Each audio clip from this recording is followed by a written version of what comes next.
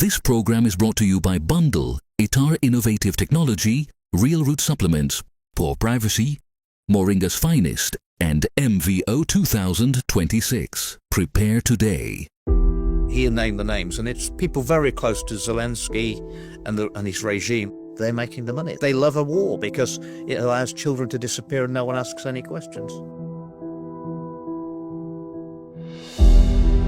So you have Ukrainian whistleblowers.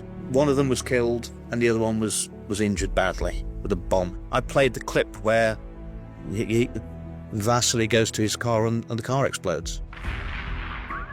It was from a car park camera. You could see it. That's what happened. So, I mean, that's what happened to the whistleblowers. I didn't have a happy childhood myself, and one thing that really upsets me is if people are harming children. I really react very badly to it. Is it satanic? I believe it is, and I think the people who are running this and many other things they're perpetrating against the people of the world, I think they're Luciferians. I think it's some sort of child sacrifice cult. I've looked them in the eyes, and they are soulless people. And why do they do it? But you can look, I mean, you see a young child, they're the nearest thing to God we've got on this planet. You know, they're so innocent, they're in God's image, and the younger they are, the more innocent they are. And it's the biggest affront to God that these people can do, and that's why they do it. That's what I honestly believe is the biggest harming children is the biggest affront to God, and that's why they do it.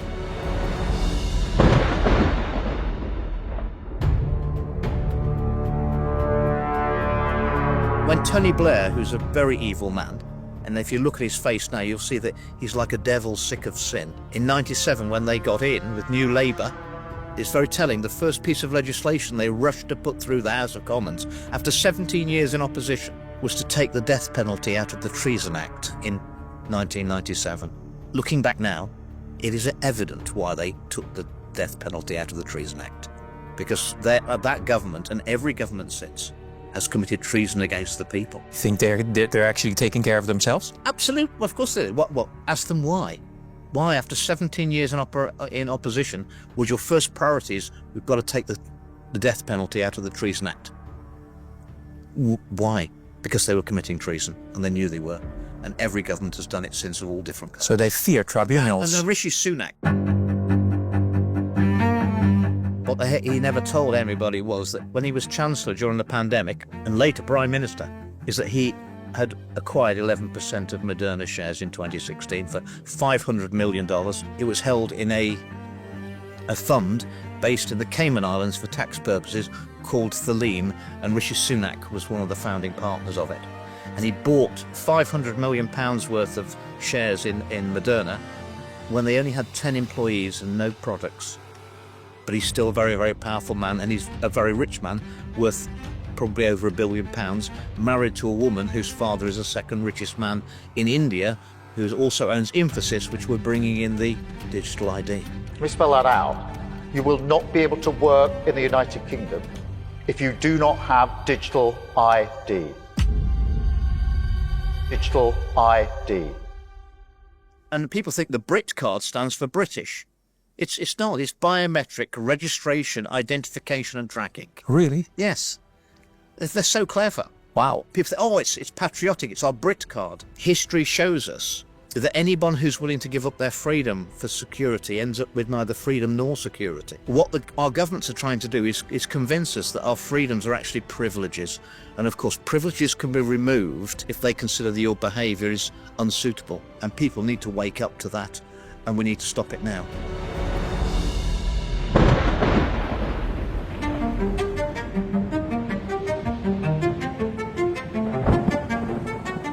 Water and wind collide while the lighthouse keeps its quiet watch. A fragile balance returns once the storm has finished what it came to do.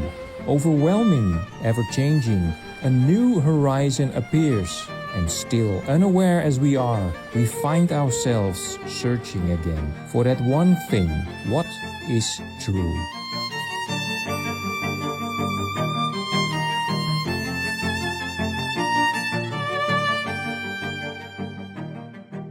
Welcome everybody to the first English edition of Aan de Waterkant, at the waterside, where I endlessly try to understand a little bit more of the utmost complex world out there. Today with ex-member of Parliament of the UK, Andrew Bridgen. Great to have you here. You were here for the premiere of the documentary Beneath the Surface, produced by David Icke, a film about satanic ritual, sex and child abuse. Heavy stuff that we're going to talk about later with lots of other subjects. But to start off right, for people that don't know you at all, who is Andrew Bridgen? I'm someone who was brought up in northwest Leicestershire in the middle of the UK.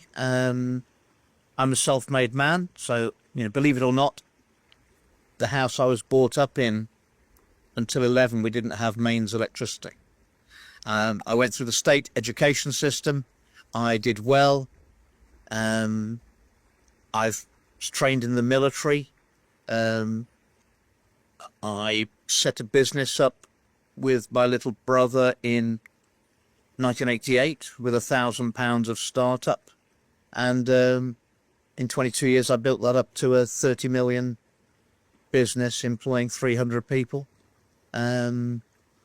Had all the trappings of success, and just thought I wanted to give something back to the local area. Met some like-minded small and medium-sized business people who also were very upset about the state of affairs of northwest Leicestershire, which was the poorest area in the county of Leicestershire. It was the poorest. And I said, it's no good us moaning anymore. So if you all stand for the council, I'll put the money up for the campaigns. I'll stand for Member of Parliament and we'll just take over. And we did. And we did that in 2007. I was elected to Parliament in 2010, the first chance I had to stand in the area. We took over the local council in 2007. And it took us 12 years to convert northwest Leicestershire from the poorest area in the county to the richest and the happiest place to live in the Midlands. And we did it. And then while I'm in Parliament, I didn't get into politics the normal way. I didn't go through the party system.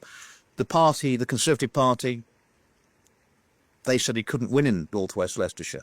So they never sent me any money, but that didn't matter. I had my own money, so I could pay for my own campaign. My loyalty was to the people of northwest Leicestershire, the people I'd grown up with, the people I'd been to school with, and they couldn't really control me because I had my own money. So from the very beginning, I was the MP who uncovered, unfortunately for the government, the Post Office Horizon scandal, which was the biggest miscarriage of justice in the UK's history at the time, where about 1,200 sub-postmasters were criminally convicted of fraud when actually it was a faulty software system, accounting system, that they were being forced to use, made by Fujitsu. I also uncovered modern slavery in the garment, in the fast fashion industry, in the nearby city of Leicester, which my seat doesn't border, but I was passed the information. I also opposed the government's high-speed rail plans for 10 years. I always maintained it was going to go out of control and it would be a huge waste of tens of billions of pounds of money, and that's actually what happened, and it was cancelled in my area, but they did me damage. And it just happens, Fabio, that many years ago when I was at university at Nottingham, my subjects of interest, which I was interested in, which allowed me more time to play rugby, was biological sciences with biochemistry, specialising in genetics, virology and behaviour. Because of my degree, I was speaking to scientists who were asking legitimate questions about how the vaccines were working and the psychology of the lockdowns and the messaging, and they were just being cancelled. And that set the red flags going for me, because that isn't how science works. But anyone who ever says to anybody that the science is settled, that just isn't how science works. Science always has to be challenged and it should be defended. And, it's thesis, counter-thesis, modified ideas. Even doctors who qualify today would be told on their last day at medical school that half of what you've been taught will be proved to be wrong within 10 years. and you've got to constantly retrain and keep up to date. Well, that's how science is. So as soon as I saw people being cancelled for asking very legitimate questions, I became more and more concerned. And my concern, the more information I found out and I could read the scientific papers, the more my concerns. Andrew, you have an interesting track record as a politician, but you became kind of famous all over the world because of your rants in the House of Parliament in the UK. Let's watch an interesting clip where you speak to only a few members of Parliament that were left in the building, but there was a lot of audience. The public was bursting. Let's see what happened that day. These are very hard truths to face, but we must face them, Madam Deputy Speaker, if we want to learn the lessons of the last few years. At some point, we'll have to face up that all the evidence is building. It was fairly convincing 18 months ago when I first spoke out. It is unequivocal now. So I asked the House, it's time to take the politics out of our science, and we need to put some actual science back into our politics. Yeah. I asked the House to support the motion today for the Baroness Hallett's inquiry to open Module 4 on the safety and efficacy of the experimental COVID-19 vaccines. And given the evidence, Madam Deputy Speaker, I call on the government once again to immediately suspend the use of all mRNA treatments in both humans and animals, pending the outcome of that inquiry. No.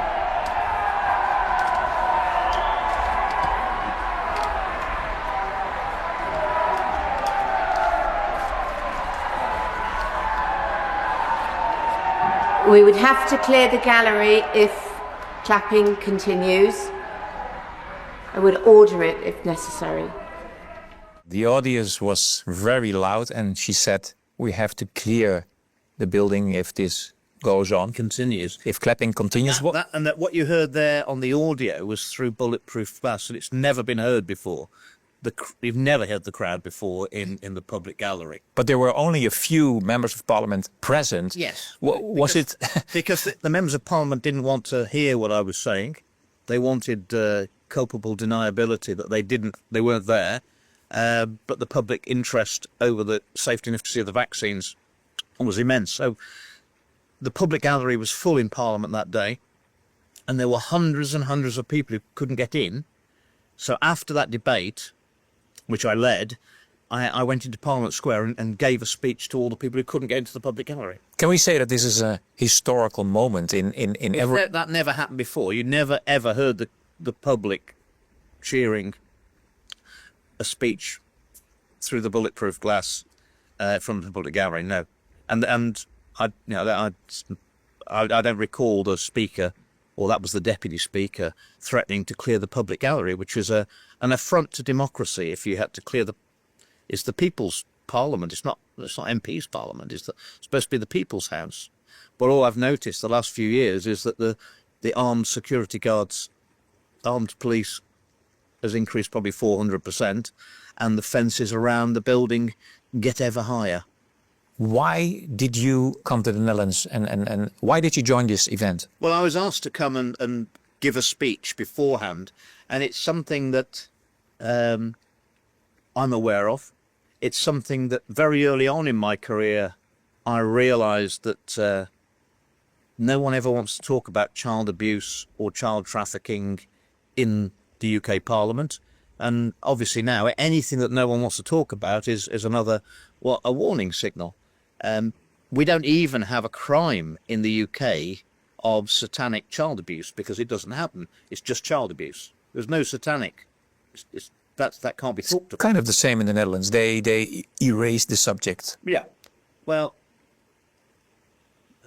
there was a lot of child abuse going on in Leicester, which is the nearest city to where my area is. I was finding out a lot of, and it was linked to politicians, historic and current, and it was linked into the police as well. I mean, I gave evidence against the head of police. But do you agree with David Icke, who produced this documentary Beneath the Surface, that there is this kind of satanic cult dealing with child abuse for Yes. for a long time. Yes. Well, you look at the children that disappear and the reluctance of the state. I mean, we live in a surveillance state. We're all surveilled. But still, these children can just disappear. Well, they only can disappear because the state allows them to disappear. And that's across the whole world. And because I'd spoken out about the post office and the modern slavery in the garment industry and the vaccines, people came to me with information that no other MP would look at.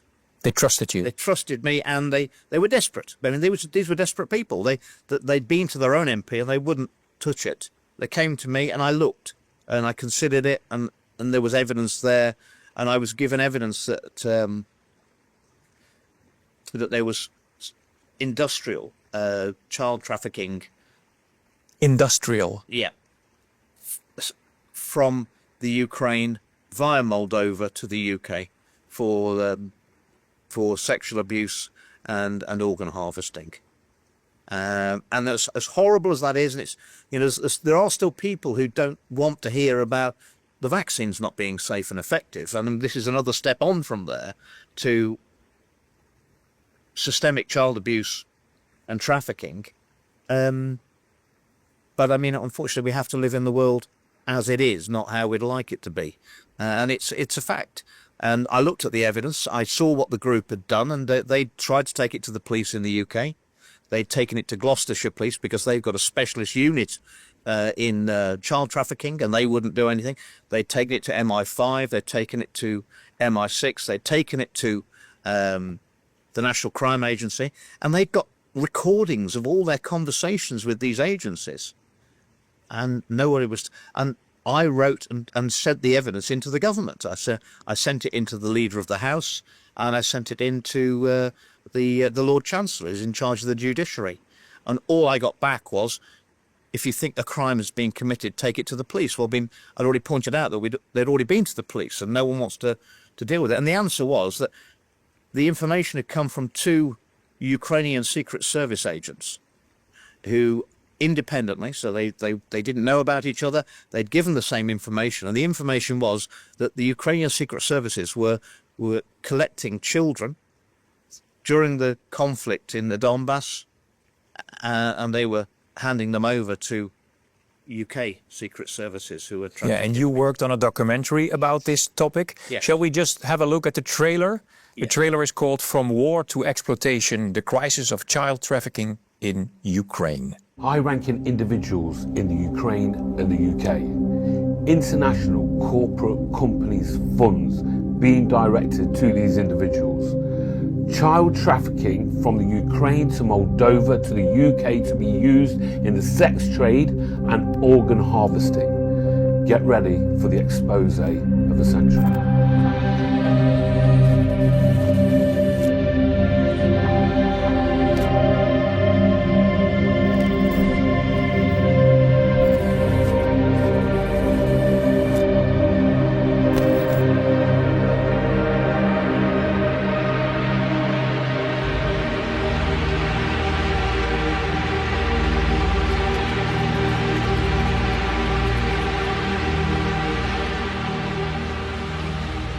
Yeah, very difficult to cope with this information that it really exists, and maybe that's also the reason why people look away. But if you They don't want to believe it existed. if you have children yourself, it's something that should bother you, should interest you. But I have children myself, and I have to admit, when I dig into these subjects, it kind of makes me feel very, very, very almost sick. Yeah. So I intend to look away from it. What is this energy that makes you look away? Because you have children, but you didn't look away. As an elected member of Parliament, I always thought my job was to protect the interest of the people who voted for me.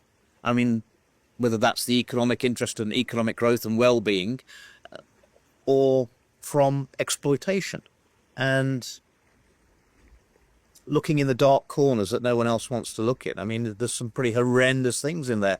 And I'd uncovered so much corruption through my 14 years in Parliament. I mean, everything that didn't add up or no one wanted to talk about, it was always corruption. Yeah, but what did it Explanation. what did it expose, this documentary, and did it change anything? Yes. When I exposed all this, what it happened was that I was actually arrested for and accused of paedophilia. You were arrested? Yes, 3 weeks later. And they made ludicrous accusations that I was a member of the Freemasons. And, I mean, the police could have found that out in 5 minutes, that I've never But you were actually arrested? I was brought in and questioned under caution, yeah, on the old record. And I had to have a lawyer there. They offered me the government lawyer, obviously, but that wouldn't have been very good, would it? So, and, yeah, they had to drop it. They said there were evidential problems. That's because there was no evidence. And that was just a warning. I mean, that's what they do to people. But it's almost a joke. It wasn't, well, it's not a joke when you're in the police station and they're asking you the questions they're asking you. Yeah. I mean, it's appalling. 8 years ago, I gave evidence that the chief constable of Leicestershire was paedophile. Yeah. I didn't investigate him, though. But the result... I gave that evidence to the police. The result is that you were investigated. But yes, did but it was anybody do anything with your information? No, they wouldn't do anything with it. Except what we do know now is that the operation, which was running out of the UK, they've moved the administration of it to Belgium since this programme came out. And there was nothing in the mainstream media about anything that's in that programme. And they didn't attack it, they just ignore it. That's what they always do. It just doesn't exist. How big is this?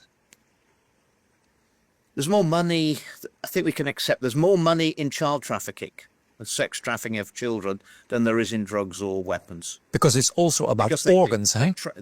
They trade the children. They only sell the drugs once. They sell the children many, many times. And then when they're finished with them, they organ harvest them. That's why you never find the victims in the end. It's appalling. But that's how much money. There's huge amounts of money in it. And it's state-sponsored. And that's why you will not stop it at the moment, because the state will never investigate the state. But there were people very close. You watch the documentary. There are people in MI6 linked into the companies that were, I believe, laundering the money, which is Economics, and it was funded by USAID, which thankfully Donald Trump shut down some months ago. That Canonics is in 27 countries, and they were taking donations for doing work with children. Fabio, I think they were the payments for the children. Yeah. They were the payments for the children. That's what I suspect. And, yeah, nobody wanted to talk about it. No agency. Well, I'm not surprised. You can't get the state to investigate the state. And it is state-sponsored. And it's worldwide. And that's why so many millions of children go missing every year. How do you know that it's real, what you're saying? How do we find real proof? Because the two originators of the information, who didn't know each other, were both Ukrainian Secret Service agents who were appalled at what they were being asked to do, which was collect the children up for trafficking. One was killed in a cafe, a bomb was put under his table, and the second one had a bomb put under his car and survived. And he named the names, and it's people very close to Zelensky and his regime that are, I mean, they're making the money. They love a war because it allows children to disappear and no one asks any questions. So you have Ukrainian whistleblowers, but one of them was killed, and the other one was injured badly with a bomb. I've got I played the clip where Vasily goes to his car and the car explodes. It was from a car park camera. You could see it. That's what happened. So I mean, that's what happened to the whistleblowers. And the person in the group I'd got who took the information to the National Crime Agency 2-3 days after she'd given this exclusive information, evidence of child trafficking, and naming the companies, someone from the company, Economics, was checking out her social media history and her LinkedIn profile. So clearly the National Crime Agency had leaked the evidence to the company that we'd implicated, and then they were starting to investigate my team. Did you start to feel unsafe also about the safety of your own children after this documentary? Well, we're not safe, are we? But I mean, that if you know, if they want to do something very bad to you, they're going to do it. So there's no point being scared about that. And you know, I stood up and spoke about the vaccines when my government tried to force the experimental COVID vaccines down to babies of 6 months. I did not go into politics to allow children to be murdered or injured if I can do anything about it. But the unfortunate thing was, Fabio, that I spoke to all my colleagues in the House of Commons.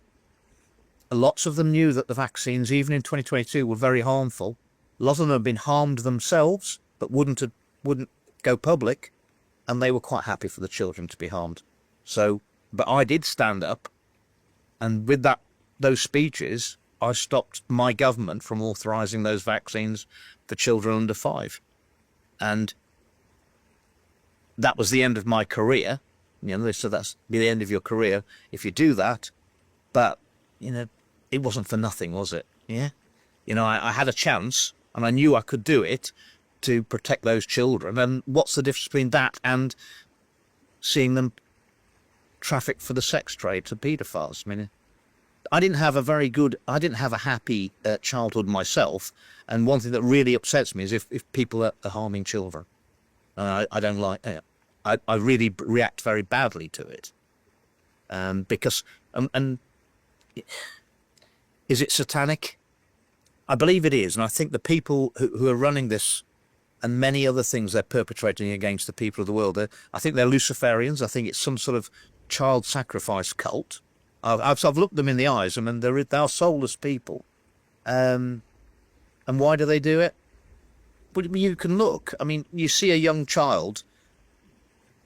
They're the nearest thing to God we've got on this planet. You know, they're so innocent. They're in God's image. And the younger they are, the more innocent they are. And it's the biggest affront to God that these people can do. And that's why they do it. That's what I honestly believe is the biggest of harming children is the biggest affront to God. And that's why they do it. They're godless people. Hi there, I'm Del Bigtree. I'm the host of the internet talk show, thehighwire.com. I wanted to let you know that on February 10th, I'm coming to the Netherlands for an exclusive event organized by Lighthouse TV. It's called Battle for Science. It's inspired by my film, An Inconvenient Study, which you can watch right now at aninconvenientstudy.com, exposing what happens when scientific results become inconvenient. When top scientists refuse to publish their findings because it would mean it'd be the end of their career. You see, science is under attack, and that's why I'm joining Battle for Science, where I will discuss this topic with brave scientists like cardiologist Dr. Peter McCullough, WHO whistleblower Dr. Astrid Stuckelberger, Professor Matthias Desmet, and Professor Theo Shedders, and many other scientists. And yes, you'll be able to ask me questions, maybe even meet me in person along with all the other speakers. So if you care about freedom, if you care about truth and scientific integrity, and you want to meet some of my favorite scientists in the world, this is an event you do not want to miss. Join me at the Battle for Science, February 10th in the Netherlands. I'll see you there. After I spoke out about the vaccines, no one in Parliament would speak to me. I went nearly 2 years where I had to eat all my meals on my own. No one would talk to me. None of the MPs want to talk to me.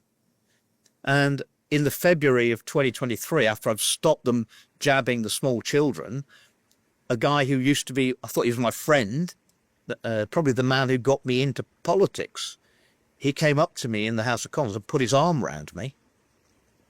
And I thought, this is quite nice, he's being friendly. And he whispered in my ear and he said, "Andrew, you can speak out about the vaccines all you want to, mate. You're vaccinated." He said, "That means you'll be dead of cancer soon." And he laughed and walked off. I mean, what sort of person would ever say that to anybody? Terrifying.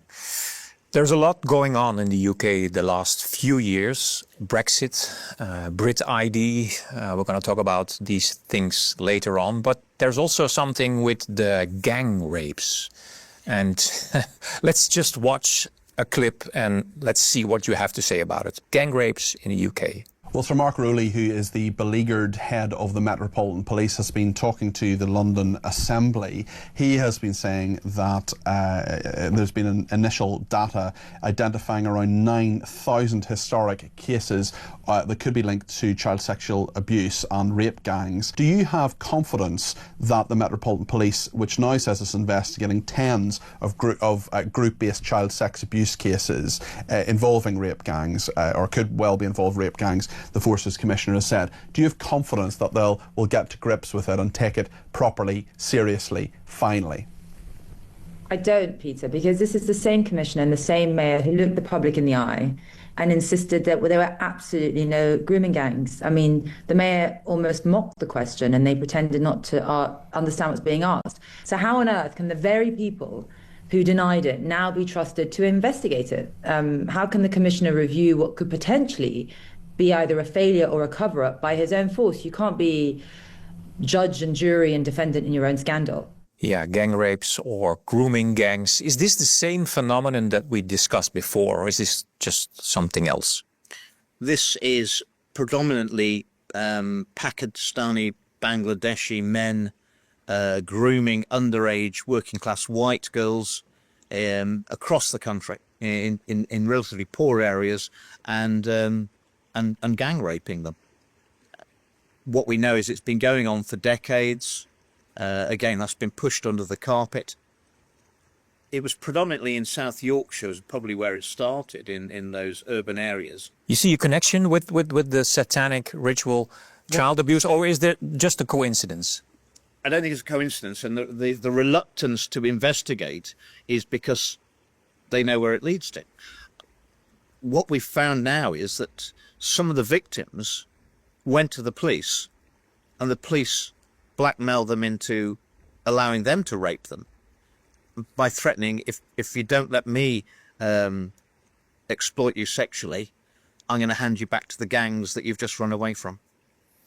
And that's coming out, and there's the reluctance then to investigate. The police, South Yorkshire Police, they were doing an internal investigation into what's gone wrong, and they've had to hand it over to another police force because none of the victims will speak to South Yorkshire Police because they know that they were raped by the policeman as well.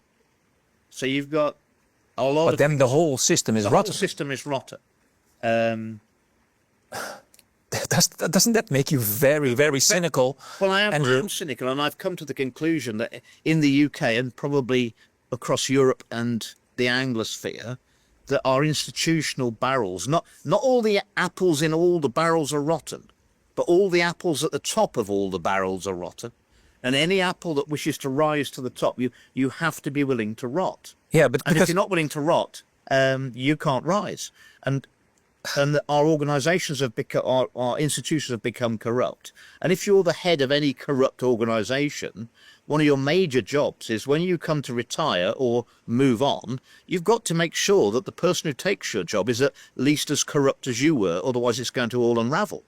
And it's been going on for so long, it's become very, very corrupt. And that, I'm talking about the police, our politics, the judiciary, a justice system, big corporations. But it seems like there's so many people involved. How is that possible? I can understand that some people in the top are corrupt, but I used to say that I don't trust the system, but I still have a lot of trust in people. But if so many people are not to trust, what's going on? Well, a lot of intimidation. Well, how we in the UK Health Service we have 1.4 million people in the National Health Service employed. What we know now is that 90% of the nurses and doctors won't take the COVID boosters and won't even take the flu vaccine. But they're quite happy to give it to somebody else, something that they wouldn't take themselves. In 2023, a member of Parliament came to me and said, Andrew, you're right about the vaccines, they're killing people. They said, my sister's taken a Moderna booster and now she's paralysed from the neck down. What does it tell you? And I said, well, hang on, I'm really sorry about that, but what's going on? You've got to speak out now. She said, my sister's a nurse and they coerced her into taking the booster And now she's paralysed. She's at the mercy of our health service. And she said, you know what the health service is like in the UK with whistleblowers? She said, I daren't speak out because my sister will be hurt by the health service. And she'll get the blame. And she never did speak out. But she knew that the vaccines were hurting people, and it hurt her own sister. She never spoke out.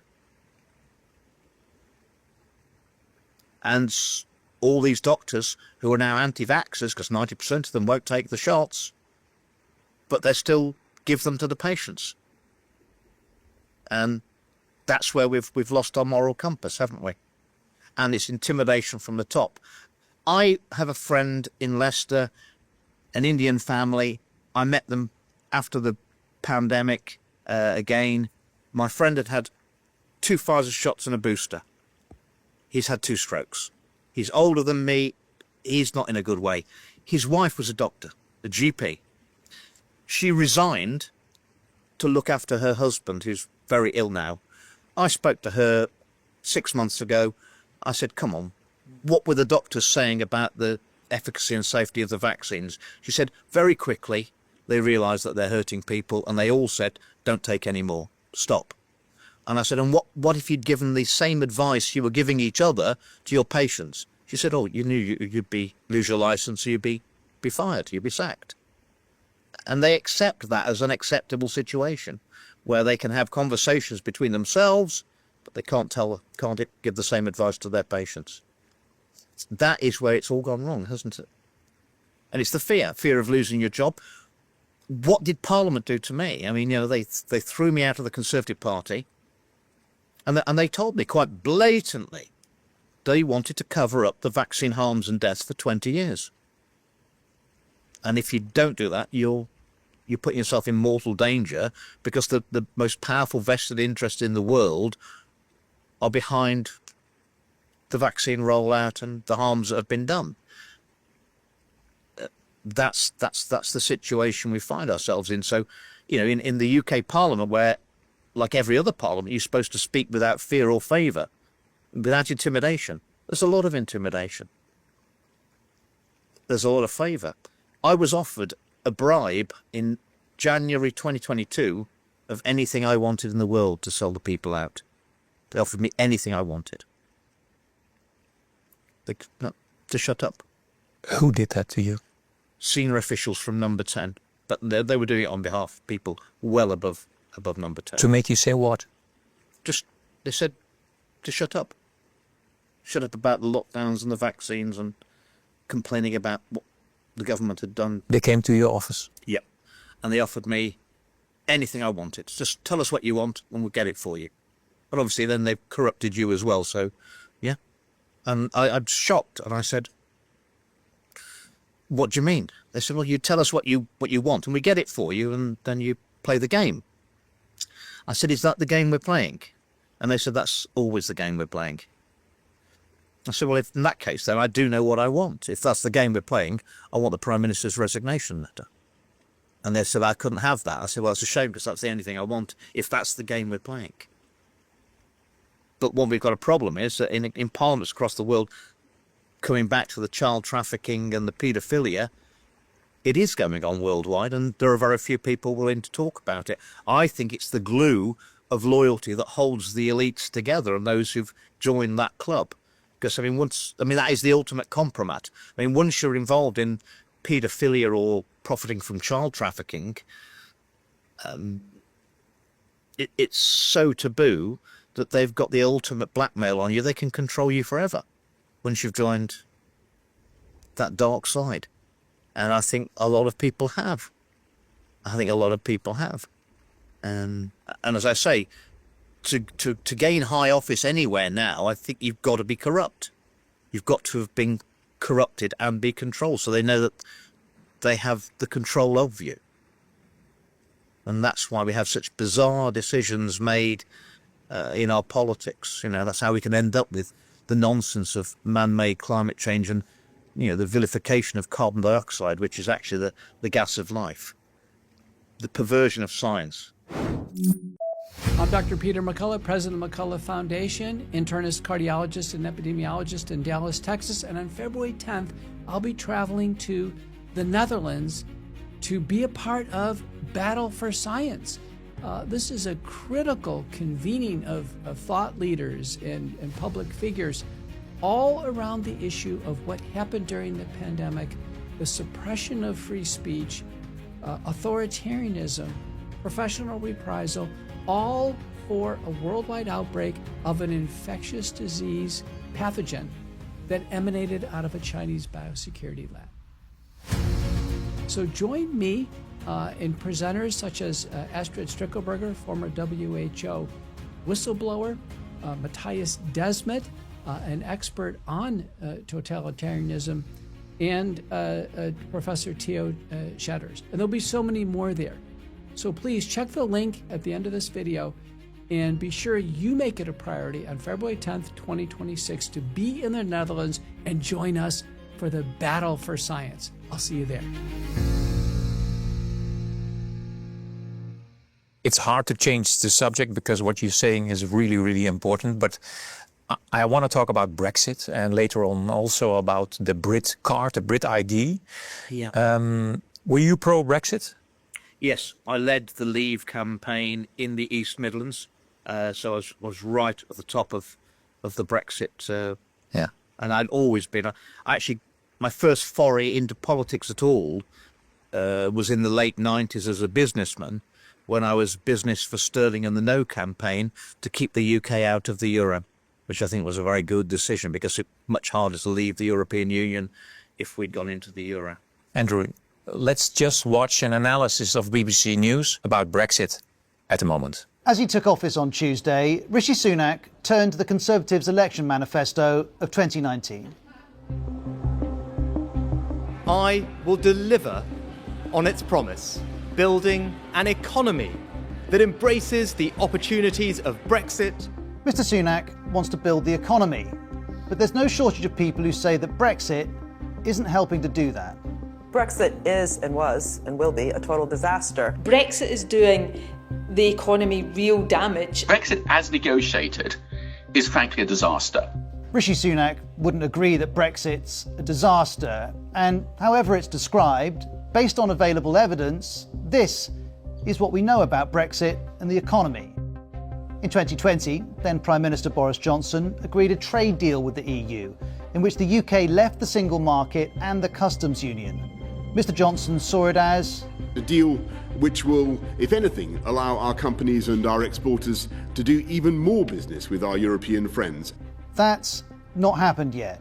This is the non-partisan Institute for Fiscal Studies. We've lost a large fraction of our trade with the European Union, including with high-value professional services trade. That's making us poorer. Or there's the UK's trade as a whole. The Office for Budget Responsibility is the official body that provides independent economic analysis. It's concluded there's been a 15% reduction in trade intensity as a result of Brexit. Yeah, Brexit is a total disaster. We heard that. I saw you nodding. You're not... Well, that's just the propaganda, isn't it? I mean, the establishment never, ever thought that we were going to leave. They thought they could control the vote and the minds of the people and intimidate them into scaring them. Project Fear that, oh, we can't stand on our own, we're not big enough. Our trade with the rest of the world, which is where all the economic growth was coming from, not from Europe. Europe has very slow economic growth.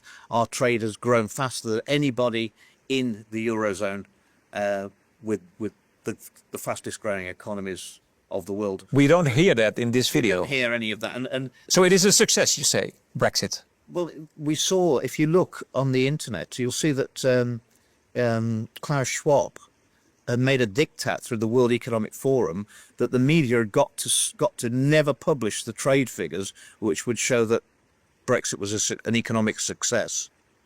It had to be downplayed, and the BBC are part of the propaganda. And why is that, you think? Because other people would want to leave.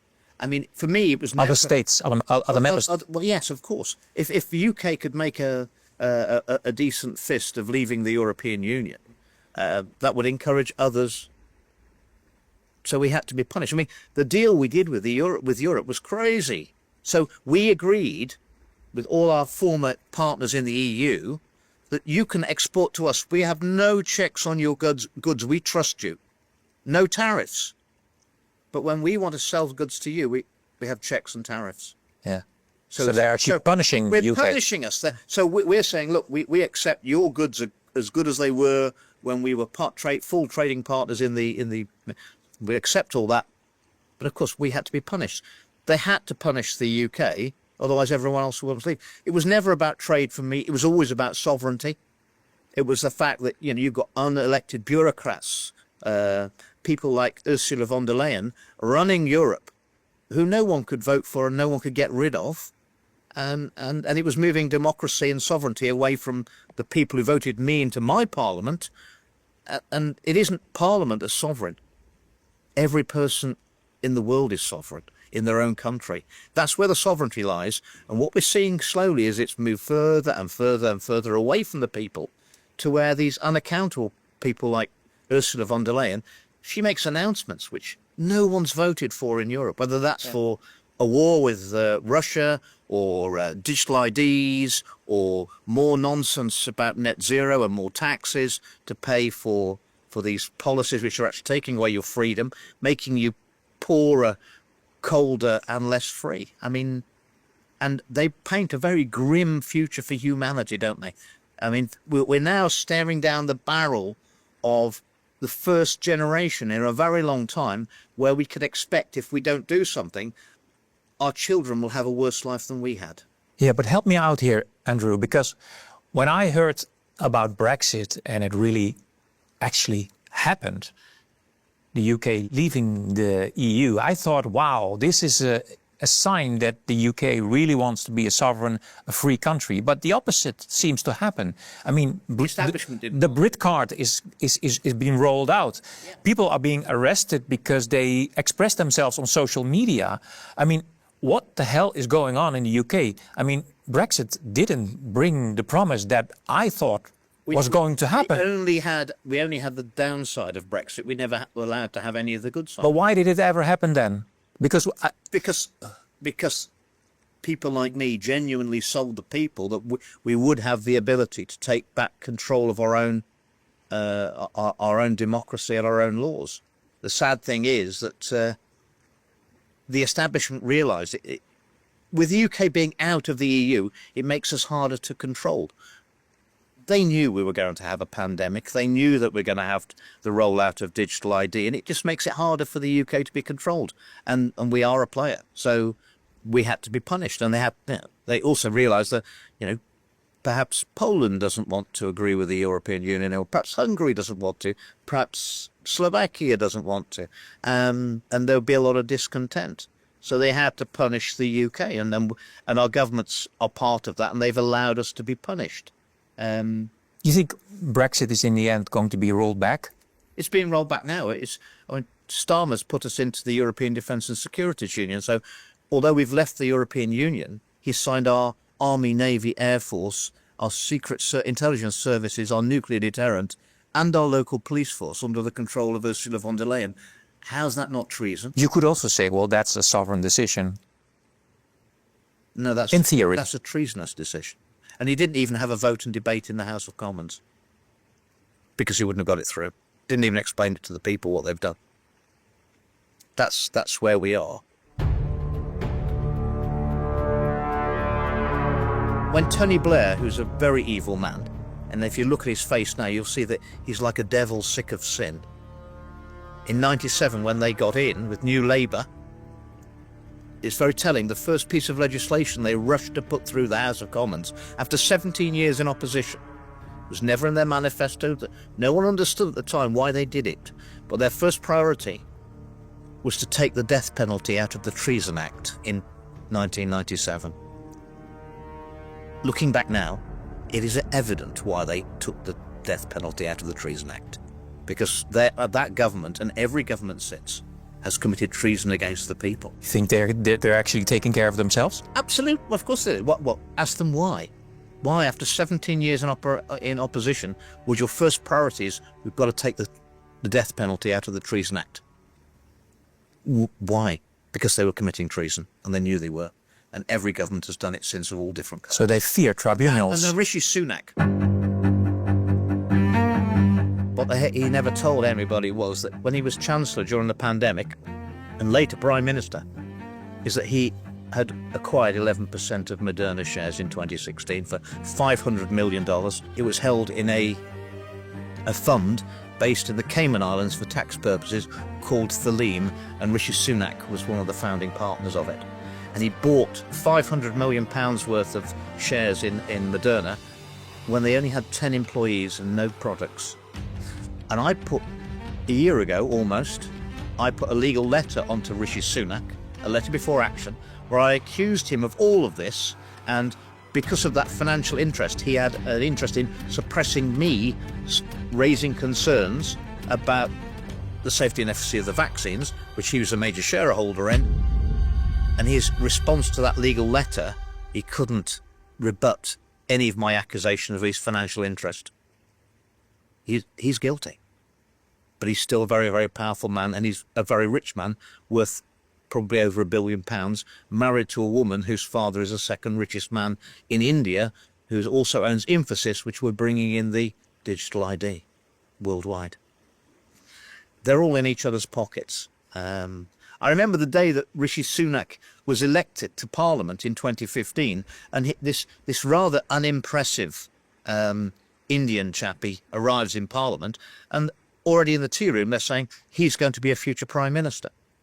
Well, how did they know on day one that he was going to be a future Prime Minister? They said the same about Keir Starmer when he arrived in 2015. He's going to be a future Prime Minister.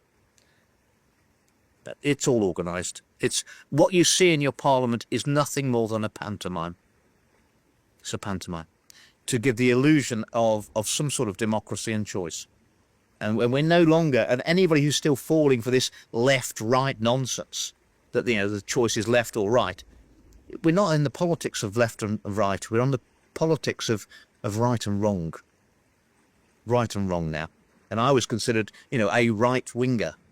And this is nonsense. You're either an authoritarian or you're a libertarian. And I didn't really realise how much of a libertarian I was until I saw how authoritarian the government and how many freedoms they want to take away from the people. To the point where you wouldn't even be able to have this discussion between ourselves about the protection of children from child trafficking and paedophiles, because we wouldn't be allowed to have this conversation. We're arresting 12,000 people a year in the UK for social media posts. We say that Russia's not a free country. They arrested 300, and they've got twice the UK population, more than twice the UK population. We arrested 12,000.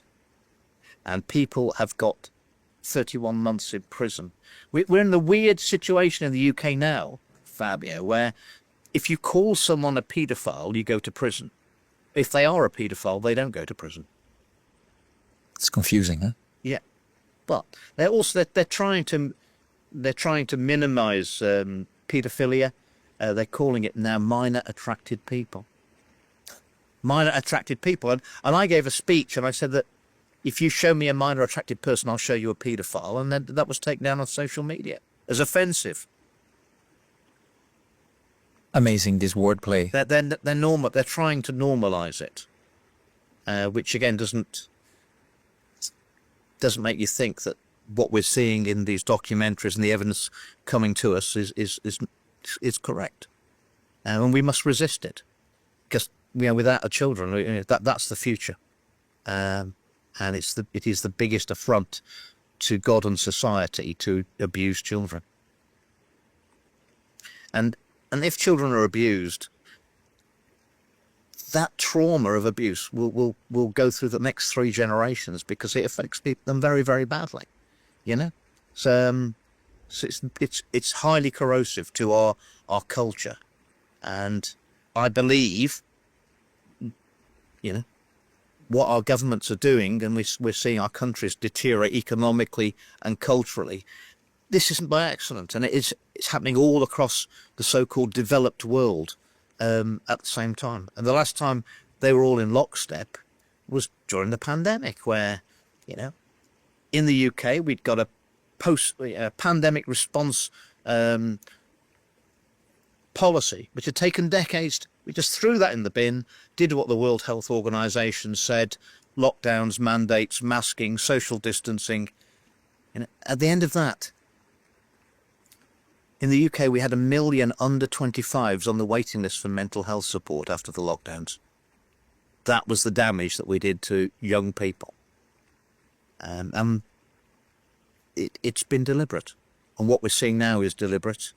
And the only way we're going to stop this is from the bottom up, by raising awareness of the public. I promise you that the solutions were not going to come from our parliaments down. Those are neutered a long time ago. I want to talk about one more subject with you, Andrew. You mentioned digital ID and Keir Starmer. And Keir Starmer recently, a few months ago, explained to the press and to the UK citizens how he was going to roll out the Brit ID, and also that there was no question that it was going to be mandated. Let's just look at this historical clip. Our immigration system does need to be fair if we want to maintain that binding contract that our politics is built on. Otherwise, it undermines trust, undermines people's faith that we're on their side, and their belief that the state can and will work for them. And that is why today I am announcing this government will make a new free-of-charge digital ID mandatory for the right to work by the end of this Parliament. Let me spell that out. You will not be able to work in the United Kingdom if you do not have digital ID. You will not be able to work in the UK if you do not have digital ID. Well, that's an absolute red herring that he's saying that, you know, this will stop the illegal migrants. In the UK, we have something called a national insurance number, which you have to work. No illegal migrant will have a national insurance number, therefore they won't be able to work because they can't produce a national insurance number.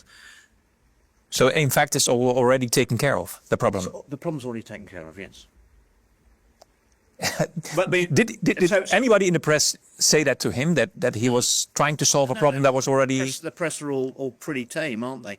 And the Conservative Party, the previous Conservative government, they'd done all the consultation on the digital ID, so it was always coming in. It wasn't in Keir Starmer's manifesto. He never told the people, vote for me because I'm going to give you a digital ID. And he's mandating it. Well, can you remember the last thing that governments mandated? You don't have to mandate something that's good for the people, do you? But he's telling it as if he wants to recover trust.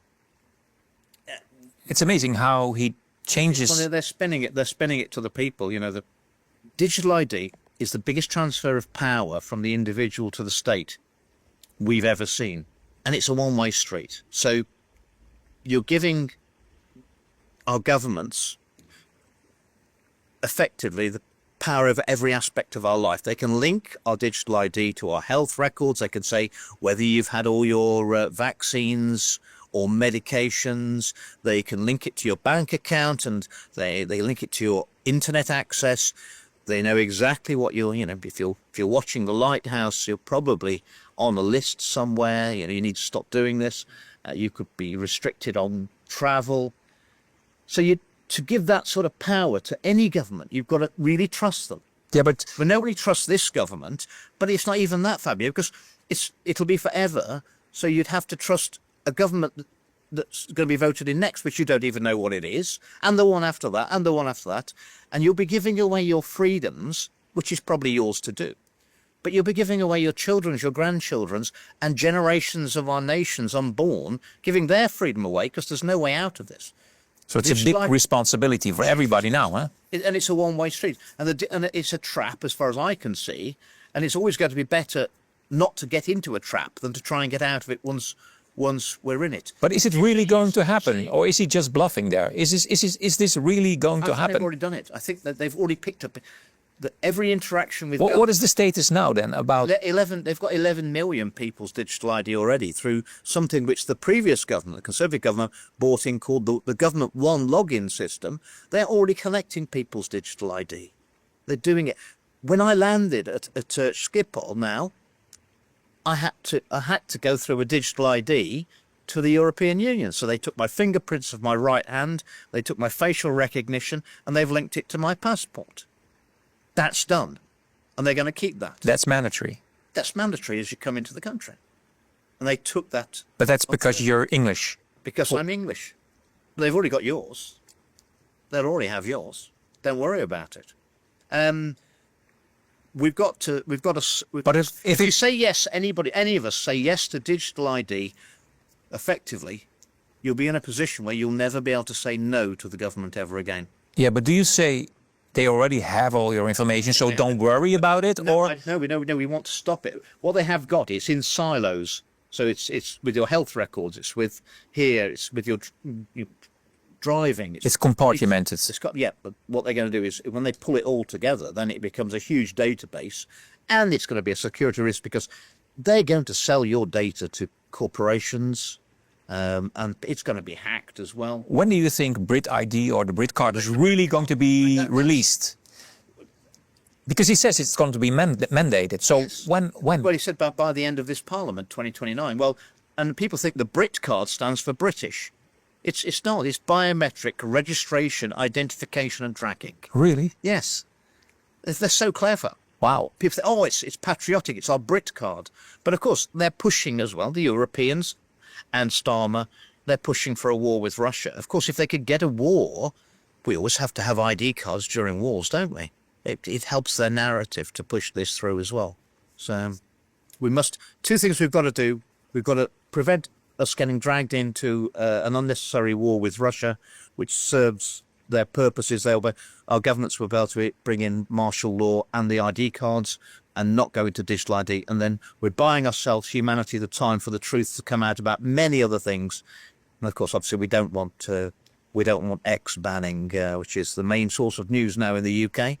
Is X, and it's under his control, under the government's control, so they want to ban that as well. It's a dystopian future, but if we all stand together, and as I said the other day at the event, no is a very small word. If billions of us around the planet say it, it will resonate even in the halls of the self-proclaimed elite, and they'll be worried. And there's a lot of us, and there's not many of those. And do you believe in a brightful future? Are you still hopeful? It's going to have to get worse before it gets better. It's going to be bumpy. But that's because we've got to wake more people up or persuade more people that we have to stand and stop this.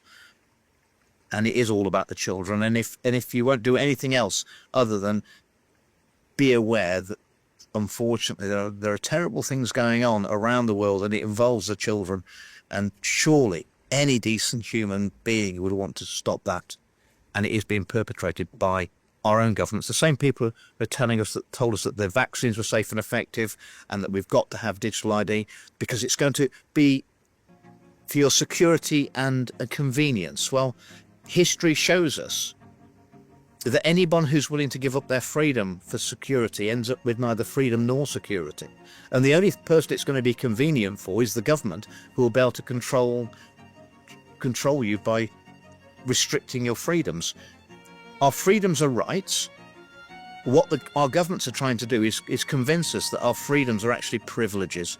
And of course, privileges can be removed if they consider that your behaviour is unsuitable. And people need to wake up to that, and we need to stop it now. Thank you, Andrew, for joining my show, Aan de Waterkant, at the waterside, the first time in English. And for all the international viewers, thanks for watching. If you're not subscribed yet to our channel, this is your chance. And if you want to support us with a donation, that will be great to keep this engine going, because we have to spread the word. Thanks for joining us. I said it again. And have a safe trip back to the UK. Thank you, and keep the light shining from the lighthouse. Thank you, Andrew Bridgen. Thank you.